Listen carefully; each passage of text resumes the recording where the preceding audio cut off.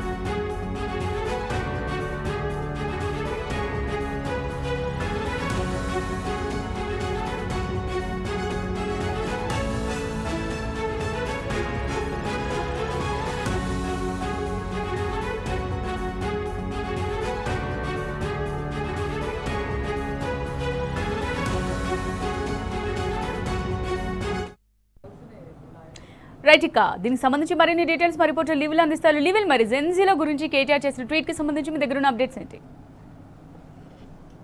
ఏదైతే నిన్న గత 30 రోజుల నుంచి జరుగుతున్న ఆందోళనకు కేతకేలకు కేంద్ర ప్రభుత్వం తెలొగ్గింది.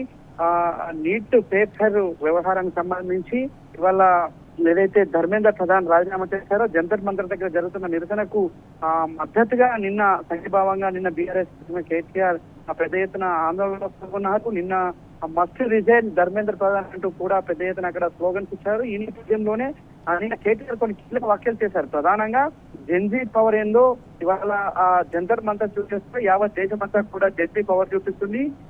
ఖచ్చితంగా కేంద్ర విద్యాశాఖ మంత్రిగా ఉన్న ధర్మేంద్ర ప్రధాన్ రాజీనామా చేయాలని చెప్పేసి నిన్న కేటీఆర్ కూడా ఘాటుగా స్పందించారు. ఒక ఇద్దరి పిల్లల తండ్రిగా నేను చెప్తున్నా, నీట్ పేపర్ లీకేజ్ వ్యవహారం అంతా ఆషామాషి కాదు, చాలా ఆవేదనతో కూడుకున్న అంశం. ఇప్పటికే 20-25 మంది ఇందులో అసూలు బాశారు. అంతా కూడా అవంశ పిల్లలు వాళ్ళ అనేక ఇబ్బందులు పడి తల్లిదండ్రులు చదివిస్తే నీట్ ఎగ్జామ్ రాయలేకపోయారు. నీట్ పేపర్ లీకేజ్ అంతా కూడా ఆందోళన చెందుతున్నారు.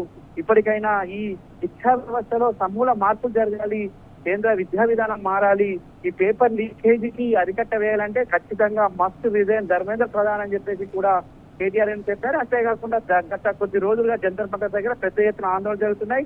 ఎట్టకేలకి కేంద్ర ప్రభుత్వం ఒక మెట్లు దిగింది. ధర్మేంద్ర ప్రధాన్ రిజైన్ చేస్తున్నట్లు ఒక లేఖ విడుదల చేశారు.